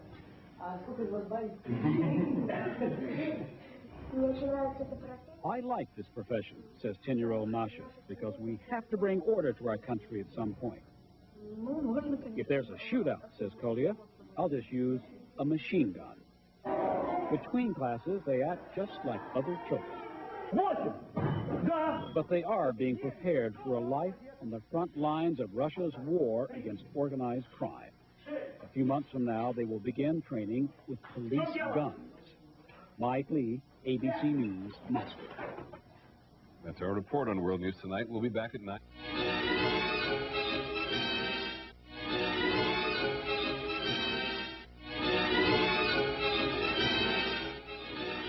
Here's the Philadelphia Inquirer, folks, a mainstream newspaper, not to be confused with the National Enquirer. This is the Philadelphia Inquirer. With Homeland Security in mind, summer camp trains teens. They're trained how to run checkpoints, how to confiscate guns, how to chase adults to the woods with bloodhounds, with the police to aid Homeland Security. It's called Secure Corps, a subgroup of FEMA, set up 3 years ago, 2 years before September 11th. Years ago, I found this on the Army's website, and I made a big deal about it on the air. It was classified in the 80s. They declassified it in the 90s. Americans are already in 12 camps working in slave labor. One camp saves $3.5 million a year. Fort Bliss, Fort Dix, Camp Atterbury, Fort Lee. Americans in camps, civilian inmate labor. And we'll put a link up on the on Infowars.com for you, or you can just go directly to the website and read this on the Army website for yourself. Here's another one.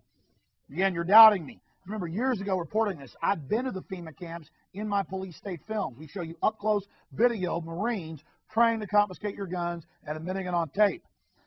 Before September 11th. This is now after. LA Times. Camps for Citizens, Ashcroft's hellish vision. Attorney General shows himself as a menace to liberty.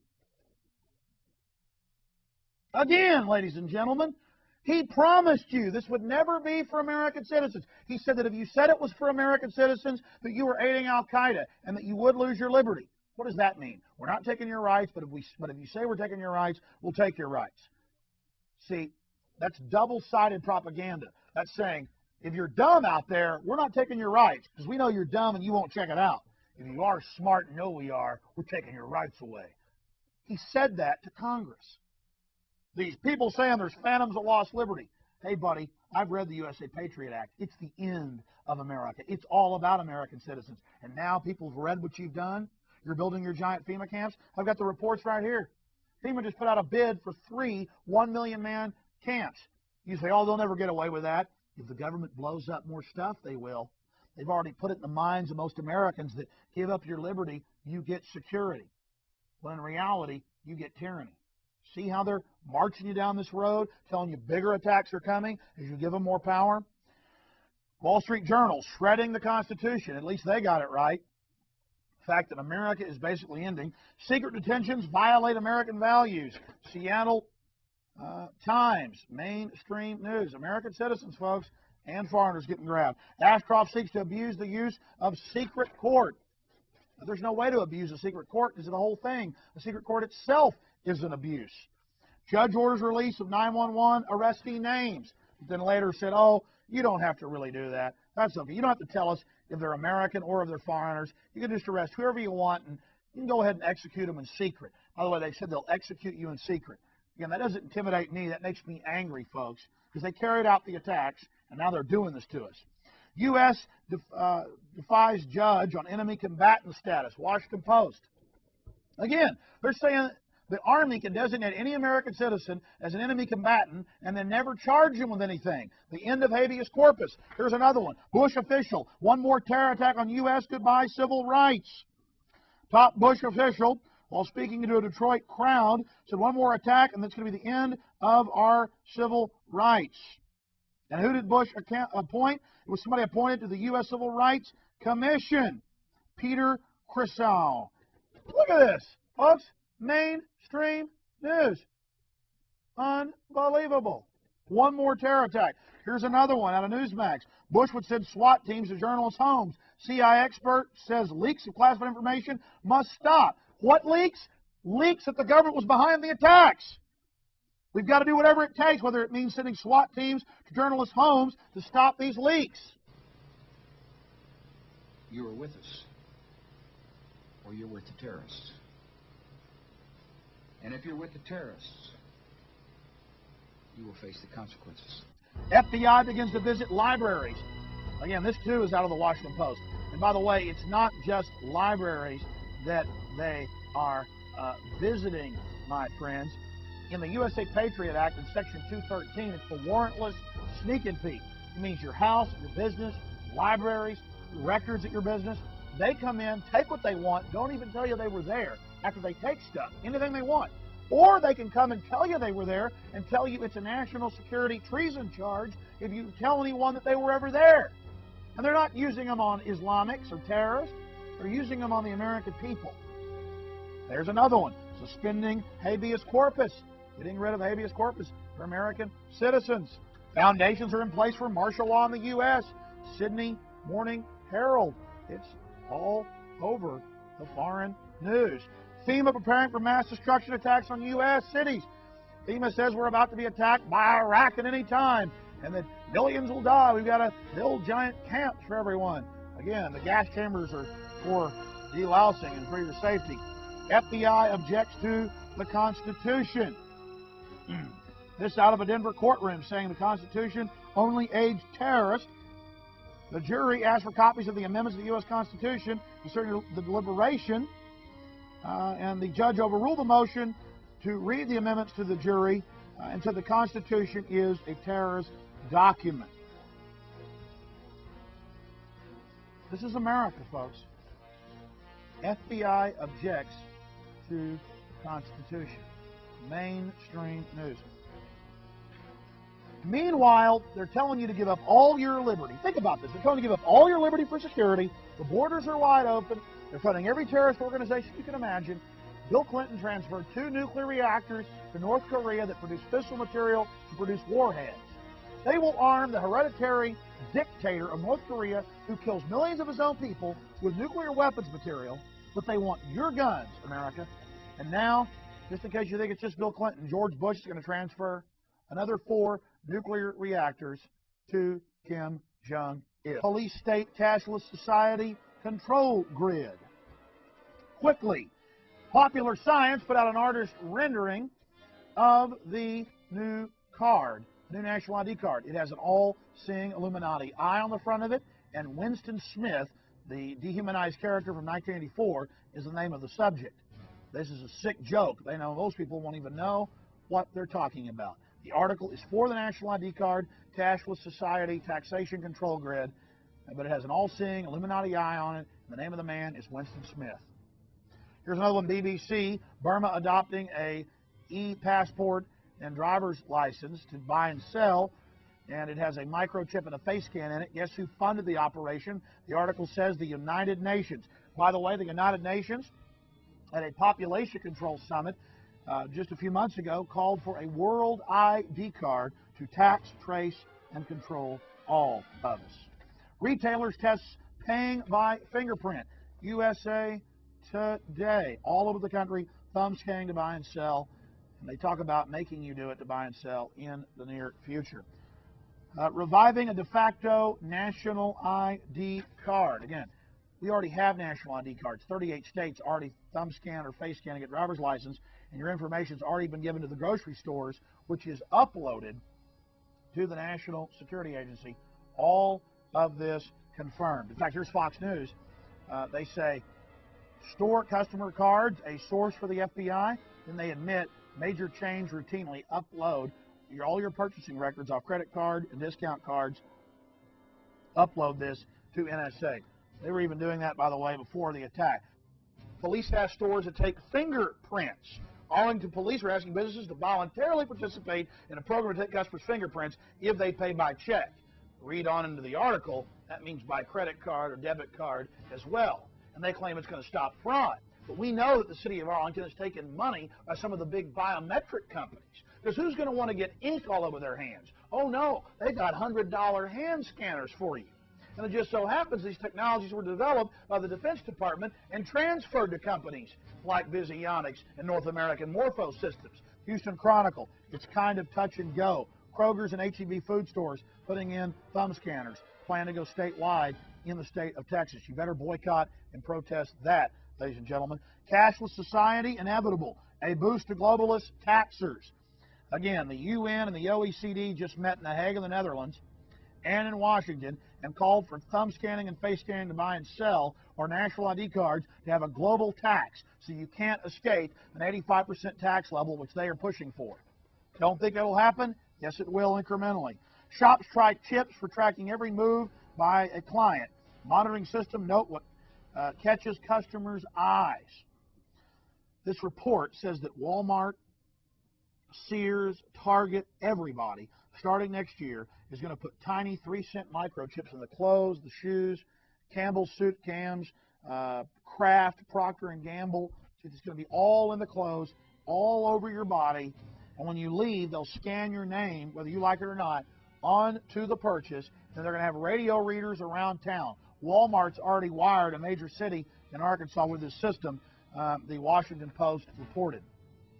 Again, this is the Washington Post, ladies and gentlemen. And this was posted in the San Francisco Chronicle. So, how are they promoting microchips? I'm sure I'll tell you that they're all over the news saying we've had kidnappings, put microchips in the children. And I made films about that years ago and got laughed at, and now it's all over the news. Put microchips in the children for their safety. Why, we've been doing it with doggies for years. Do you know how to keep your children safe? We'll tell you tonight. In the next year, you'll be able to use your teen's cell phone to locate them 24/7. Younger children will get a small global positioning device hidden in their wristwatch or backpack. And just around the next high-tech corner, an electronic chip like this that can be implanted under your kid's skin. Let's say children in your community start wearing wristwatches with GPS devices in them. Can't that only be a good thing for the community if it keeps children safe? I would love that. I mean, what's a parent's fear? I think it's a parent's obligation to ensure that their children have a chance to mature, to grow, to realize their potential. If it means it's Big Brother, so be it. You got to do what you got to do to keep your kids safe. Civil libertarians, eat your hearts out. Civil libertarians, eat your hearts out. Applied Digital Solutions could track human beings by satellite. All right, we got the Van Dams, we got this little girl Elizabeth Smart, we got this girl in Pennsylvania. We got Samantha Runyon. We got this other little girl. One after another, after another, after another, after another. And the parents around America saying, we can't even allow our kids to play in the front yard. Is there anything, technologically speaking, that they can do that could help in a situation like a kidnapping? Is there, for example, a microchip, a watch, a tracking device we can use for our kids? We are working on a product that we have called internally a PLD. PLD stands for Personal Locating Device, which is an implantable GPS for which our company owns a patent and can be implanted surgically in the clavicle area of a child or someone that you are interested in tracking. It is the first implantable microchip for humans that has multiple security, financial, and healthcare applications. One thing I would just suggest, I'm just an outside, soon-to-be investor. I love this idea, by the way, Scott. I think there's a great... Thank you, Sean. Put it in earrings, put it in a cross, make it smaller, maybe not implantable, and I think let parents choose. It's not the government, so I like it. But we're currently working on those applications. Good. I hear music, so thank you for having me. Give me a cut, Scott. No, I'm kidding. all the best. Thank you. Thank I think you. it's a great product. I really do. Fort Worth Star Telegram. Fearful parents turn to privacy devices. Gets into the microchips. This report comes from the Air Force website. It was also on the Federation of American Scientists. They explain how they're going to get you to accept implantable microchips. It says the PR implications, how they're going to use the media to condition the public to take microchips. This was from January of 2000. Rental car companies may be tracking you via GPS. And now they've admitted that most new cars have satellite tracker boxes already in them. They've started taxing people in England with the satellite tracker boxes. And I've read the federal documents where they plan to start taxing and tracking us with satellite tracking boxes in our cars here as well. And in Los Angeles and north of LA, they're going to make you carry a transponder tracker. That was in the New York Times. I mean, this is getting too out of control. College seeks security in thumbs. Colleges, to buy and sell, to get their lunches, to get into their libraries, got a thumb scan. Again, training of generations. They're doing this with the junior high and middle school and elementary school kids. They're making them thumb scan to get their lunches. Training them for the cashless society. No cash allowed, getting them into the control grid. I also wanted to talk, just to warn you, about the hundreds of reports confirming dozens of vaccines full of cancer viruses. That's why cancer's up by 400%. This is out of the National Post of Canada. Cancer linked to vaccine foul by monkey virus. Vaccine cancer scare. This out of the New York Post. Again, the UN says they want to control our populations. DNA test links autism to measles, mumps, and rubella. They have found it in autistic children, almost all autistic children. Autism was unheard of before the MMR shot. Now they found this antibody, a hormone just so happens to be in the shot that attacks the cerebral cortex. Normally it just causes a lowering of IQ in the child. But the government wants a total loss of IQ, ladies and gentlemen. DNA test links autism to MMR. This is out of the Sunday Herald. Scotland on Sunday, blood test link MMR to autism. Hundreds of top reports, ladies and gentlemen, from all over the world. Here's another one. Virus engineered to sterilize pest. Washington Times. Reason I covered this article from August, because years ago I saw articles about the tetanus shots being used to sterilize third world women. And now you look at our people in the West, no matter what color they are, they're losing their fertility. 75% sperm counts down, women way down, fertility way down. Look at this. Look at this again. Virus engineered to sterilize pests. Exactly how the UN got caught doing it, they're now doing it for other mammals. And they see us as pests. Vaccinations from Austin clinics could be bad. This is just where I live. This stuff is everywhere, folks. It's out of the Houston Chronicle. There's no place to hide. Amazing story. They now have ultrasonic radar that can look through your walls and look at the ventricles of your heart. Wired magazine. 5 years ago, I saw reports of this. They're giving them to police departments. The older versions that just see a black and white image of you in your home. Crisp and clean image. Folks, this is a violation of every canon of a free society. And since they've gotten all these technologies, have we been safe? No, we've been attacked by terrorists. Feds open total tech spy system, also from Wired News. They call it the Information Total Information Awareness Network, and their symbol is the all-seeing eye of the Illuminati, right off of DARPA's own website. Delaware police compiled database of future suspects. I interviewed the city council member. They're compiling names of the Kiwanis Club, of the Second Amendment groups. It came out in Denver, Colorado, the Denver Post, 3,000 plus people's names, 300 plus groups.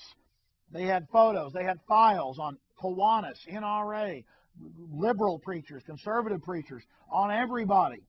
They won't control our borders, but they got files on the American people because we're the cattle, we're the producers. I'm not trying to scare you here, folks. It's gone so far, we got to tell the truth.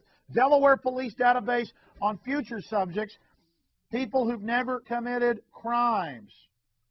Associated Press, pre-crime. U.S. report foretells a brave new world. I talked to these folks. U.S. National Science Foundation says we will all be implanted with microchips in our brains in the next 20 years. Same thing the Air Force and Federation of American Scientists said. This from the Sydney Morning Herald. Says we will all have chips put in our heads. This is the U.S. government's plan. They've done everything they said they'd do. Now, they blow up cities with nukes, which they've said is going to happen. They claim it's some shadowy, Goldstein enemy right out of 1984. Bill Joy, co-owner of Sun Microsystems, author of the Java language, worth about $8 billion. Wired magazine says the elite plans to kill us, 80% of us, so they have access to live ascension technologies. Why the future doesn't need us. Why humans are an endangered species. Again, Bill Joy, multi-billionaire, having a pang of conscience, telling you they plan to kill you. Ted Turner, Prince Philip, they've all said it. I put that in my other films. 8 Circuit Court of Appeals rules that they can have unlimited force drugging of people that haven't even been charged for unlimited period of times to prepare you to be charged. And they've been grabbing in test cases middle-class doctors and others and force drugging them. This put out by the American Association of Physicians and Surgeons. State attacks rainwater. From North Carolina to Washington State, cities are now saying they're going to tax you for the use of rainwater with meters. I'm not kidding. Mainstream news. Just talk about total tyranny. Talk about Big Brother, folks. This is it. Did you ever think you'd see them on the nightly news saying you need to take implantable microchips in your brain? Well, they're now doing it. Will military enforce domestic law? Bush, Ridge look at suspending 1878 Posse Comitatus Act. And they've been all over the news saying that. Again, we have 700,000 police. Why do we need military? Because they are a force that takes on the general public. They are not a force that goes out and fights terrorists. Administration mulls whether to give military more power within U.S. borders. Associated Press. Now, again, I made films about this in 97, 98, 99, 2000. I warned you. I said terrorism was coming. They were going to spring these troops on us. Now they're getting rid of Posse Comitatus. Meanwhile, there's thousands less Border Patrol agents on the southern border because the government is cutting their pay and then raising the pay for other federal positions on purpose. Our borders are a sieve. Immigration bill offers felons a second chance. And not just aggravated felons convicted of murder, rape, robbery, pornography, child pornography, arson. They want them to come here as illegal aliens and to become members of the military. I mean, yes, you're not living in the Twilight Zone. This stuff is really happening. Because it says legal aliens, but you read in the bill, it's illegal aliens too. So if you're a felon, they want you. Again, Hitler wanted criminals working for him. So did Stalin. And the British brought in foreign troops, Hessians. Why? Because they'll shoot at people, folks. Foreigners find military fast track to citizenship. Again, more on that. Here's a key story. The Globe and Mail. Landry sees more fluid Canadian-U.S. border. Pan American Union under Northcom actually says it. Here's the Toronto Star. Primers, governors promote open border. North America will lose out to Europe in a new global economy unless Canada and the United States open their borders, create a Pan American Union. Here's the Globe and Mail. Canada-U.S. near troop deal. Washington and Ottawa are close to a deal allowing U.S. soldiers to cross the border and operate on Canadian soil in the event of a terrorist attack. The proposal, revealed by Defense Minister John McCallum yesterday, would likewise let Canadian troops take part in the anti-terror operation south of the border. It says Canadians are worried about losing their sovereignty. Yeah, Americans don't even know about this. The Army War College report calls for Mexican and Canadian troops to, quote, patrol America and deal with American terrorists. And now they've got children's video games that the Pentagon puts out where you kill American militia members. San Diego, folks, Associated Press. Army seeks recruits through soldier video games. Who do you fight in the game? You fight the American militia. Terrorist, American militia. You see that? The guys with, a feed hat on. Just a country boy. Sitting there defending America, so he's evil. And guess who the good guys are? SAS, United Kingdom. GSG9, Germany. GIGN, France. Here on the front, who are the best guys in the game? Spetsnaz, Russian. Look at this. Spetsnaz, Russian. They're the good guys. New law lets Army get info on high school kids. Your psychological tests, your scores, everything, without your parents knowing. Again, all this through Homeland Security. Come on, folks. U.S. sends suspects to face torture. What are they training your children to be? They take the patsies, the fall guys, for torture. Our troops are training on torturing people. They admit they're torturing them. Soaring achievement in spying, microfly to infiltrate terrorists. Weapons sends messages loud and clear. New sound weapons being given to police. Marine training continues. British force field protects armored personnel carriers, tanks, zaps grenades. Again, there's all these different reports. This is America. MSNBC, the answer to protect America? What's their answer? Domestic CIA. Wake up, ladies and gentlemen. I could go for 100 hours here and not cover it all. But I don't just have the articles. I've been there. I've videotaped it. I've seen the New World Order in action. We're under attack. Warn everybody. Warn everybody you know. Warn them now. The government engineered the attacks. They had the military set up to go after the American people decades ago. They've been slowly, incrementally setting this up. Now, most of the top video games, even the games the government puts out, you go out and kill Americans that resist the government. Your kids are simulating this in their minds. This is all set up and admitted. But we can speak out. We're the people. There's been a great backlash against Ashcroft and his camps and the TIPS program and all of this.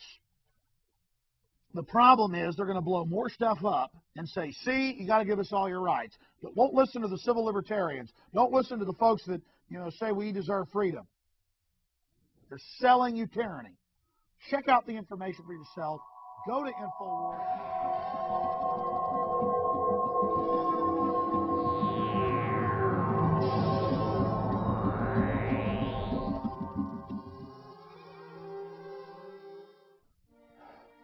Thanks for watching this presentation. It's frustrating for me to have to go this fast and to know that I've only covered a small percentage of the information. If you'd like to learn more, be sure and visit my website daily. It's Infowars.com. And it's better than any newspaper out there I've found. We update the site with mainstream, alternative news, government documents, you name it, from around the globe. But bottom line, folks, America and the world is under attack by the globalists. They're using terrorism and the fear of terrorism to destroy our sovereignty, bring in foreign troops, to militarize our police, and to turn our military against us. Every nightmare the old-timers ever talked about is now happening. And how did those old-timers years ago know that all this was going to happen? Because they were reading the State Department's own documents. They were reading Foreign Affairs put out by the Council on Foreign Relations. They had watched world history, and they could see the changes that were already taking place. America's a great land, and she's strong. But there's too many wolves in sheep's clothing pulling at her heart, stabbing at her innards. We're losing our country. We're losing America. And our children won't grow up in a free country. They'll grow up in a high-tech police state. So understand me, folks. The government is behind the terrorist attacks. The First World Trade Center, Oklahoma City, the Second World Trade Center. And they're telling us more terrorist attacks are coming, and that we've got to give up our liberty if we're going to have any security. Folks, that's a fraud. We know who has the motive for September 11th. We know who's getting the pipelines and shipping in the opium. We know who's selling the weapons with the Carlyle Group, the Bushes, and the Bin Ladens. We know who's getting the police state here domestically and all these big un-American corporations that are out there promoting it. So start researching this information. Make it a priority in your life, because whether you like it or not, or whether you believe what I've said here today, it's going to affect you, because they're planning more terrorist attacks. They've told you it's not a question of if but when. More terrorists coming. The only way to neutralize the globalists is by exposing that they are behind the terrorist attacks. Then if they pull it, it'll backfire on them. I believe that they're at the point of no return. They're arrogant, and in their ivory towers, they just can't help themselves. But the good news is, I do radio interviews across this country every day. And I do my own syndicated broadcast. And frankly, almost no one calls in that disagrees anymore. And these folks know what they're talking about. They're informed, they're educated, and they're concerned, and they're spreading the word. So be part of history. Help spread the word. We're not alone. Help warn your neighbors. Make copies of this film. I authorize you to for nonprofit educational purposes. Help save America. Terrorism is being used to destroy America. Terrorism is about a political outcome. And look at what the politicians are doing for their banker masters. So please, help save America. Have the courage to spread the word. Because if you don't, no one will. And America will most certainly die. And we all live here. We can't afford to do that to our children and grandchildren. It's a battle for the Republic. Please get out there and help us save this country. God bless you all. I'm Alex Jones, signing off.